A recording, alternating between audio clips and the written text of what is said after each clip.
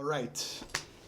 Hey everyone, back with another episode of Day Out Shtajio's vlog, episode 29 this time. I am Henry Thurlow. Arthell, Isom. All right, so today we're thinking about topics, and in the past we've talked about specific anime or books or artists that have influenced us, right?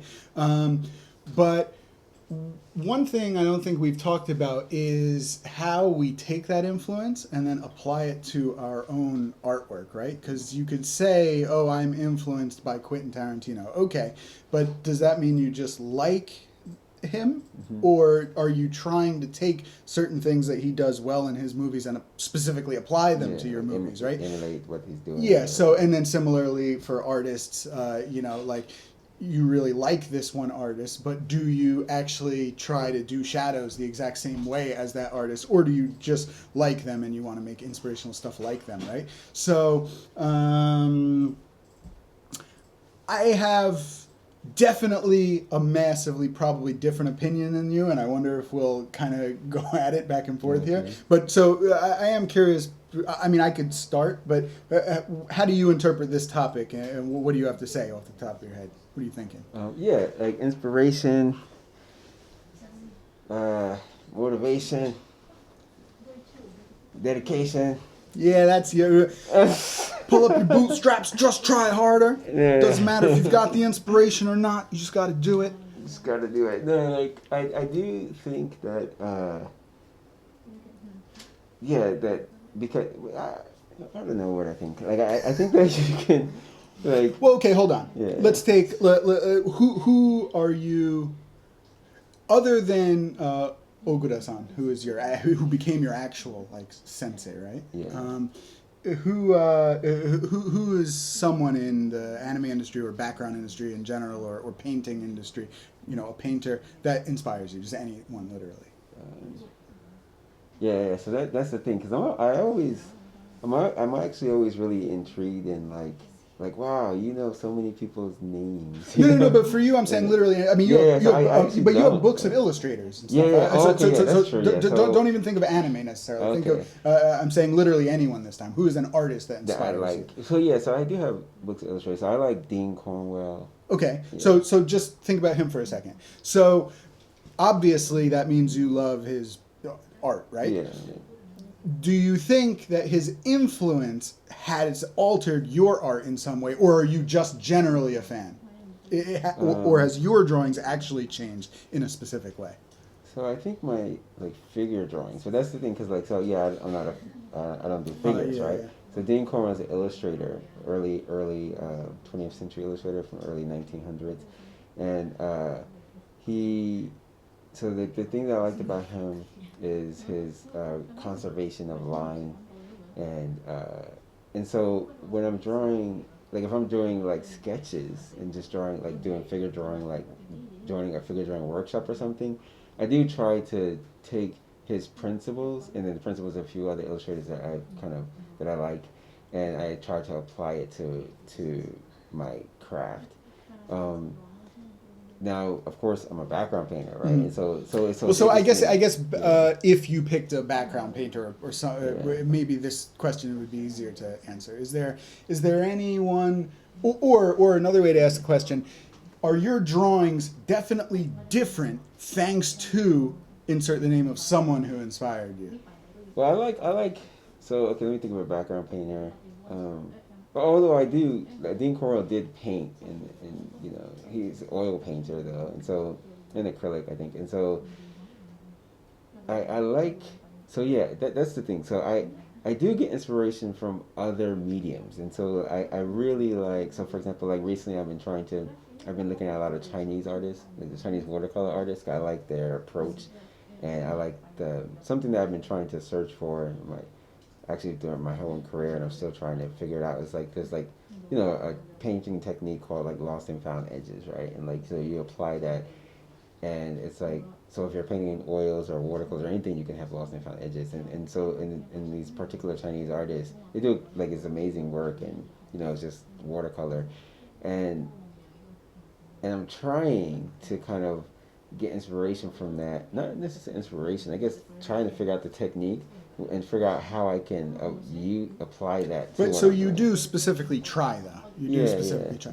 Interesting. Okay, so for me, I think I'm unique in this, and actually, it's funny. I bet a lot of people will like hearing me say this, and a lot of and some people won't like hearing me say this, or they'll be like that. Like I bet some people will be like, "That's why I like you, and I'm a fan of you, Henry," and other people will be like, "That's why I don't like you, Henry." Right? Yeah. So for me, I actually try to not let other people influence exactly the way I draw.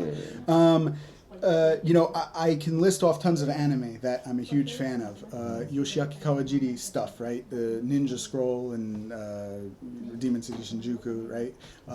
Vampire Hunter D Bloodlust. Like, imagine his artwork, right? And then I can say I'm also a huge fan of Nobuteru Yuki, right? The character designer behind like Record of Lodoss War and the Battle Angel OVA, right? Heat Guy J and Escaflowne, right? Okay, so now you have those images, those character designs in your head, right? But I bet a lot of people are like, well, but hold on a second, Henry. So that's great that you're influenced by them. I like that. But to be honest, let's take your Sound and Fury short, right? Because that was one that even I did animation direction for. So it's truly exactly as I drew it, right? It's like, is that really like a Yoshiaki Kawajiri drawing? Is that really like Ninja Scroll? Something I don't know. Like if you were trying to make that, Henry, I don't know if you did it exactly, right? But here's the thing. I wasn't trying to. I said I'm inspired by them, but I didn't say I'm trying to make what they make. So for me, I enjoy what I enjoy. I take aspects that I see within other people's stuff, and where I find it applicable, I try to take something they did and put it into my drawings if I think it will improve my drawings. But at the end of the day, I do just let my drawings happen the way they happen. And I feel like then it retains the Henry-ness of the drawing always. And that could be a positive if people like that, or it could be a negative if people don't like that. Well, I think you should try a little bit harder to actually draw a Yoshiaki Kawajiri drawing, Henry. Some people might say, and others might say, I'm glad you don't. The end result is something original. So in terms of like, do I let my characters, or do I make an effort to try to make my characters take specific character design and drawing influence from those two people I mentioned?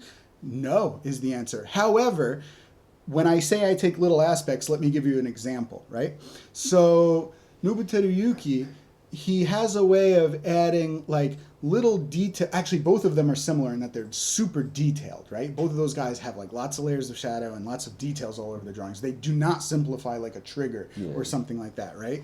And I love Trigger stuff, and I love Studio 4C stuff, Studio 4C films, Tekken Concrete. But those guys' drawings go in a totally different direction than that, right? And they're sitting there and actually drawing the multiple hour drawings. So Nobuteru Yuki, he has a way of adding, even if the character is not scuffled up, little check marks and stuff, and little notches and little details along the character with the pencil line and things, which help give form to the character.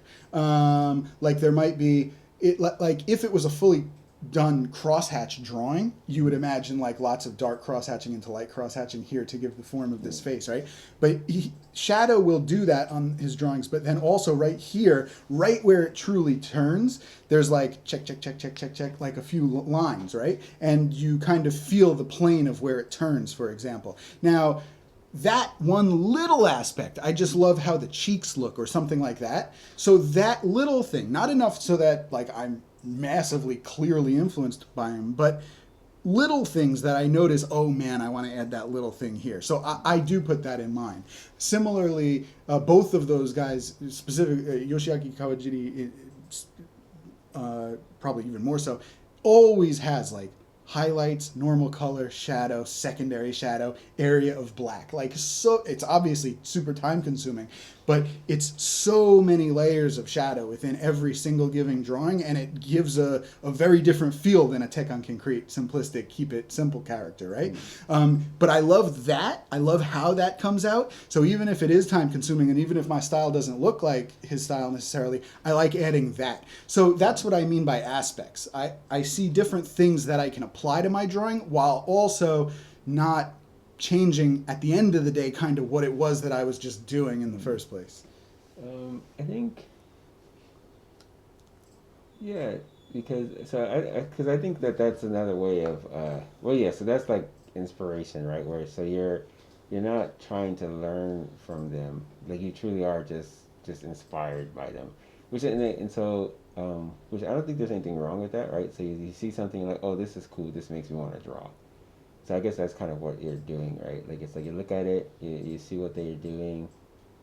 I don't even know if you're like actually analyzing what they're doing, but you're just kind of like you see it, and I'm you're just like, making notes of certain things at least yeah. they're doing. Yeah.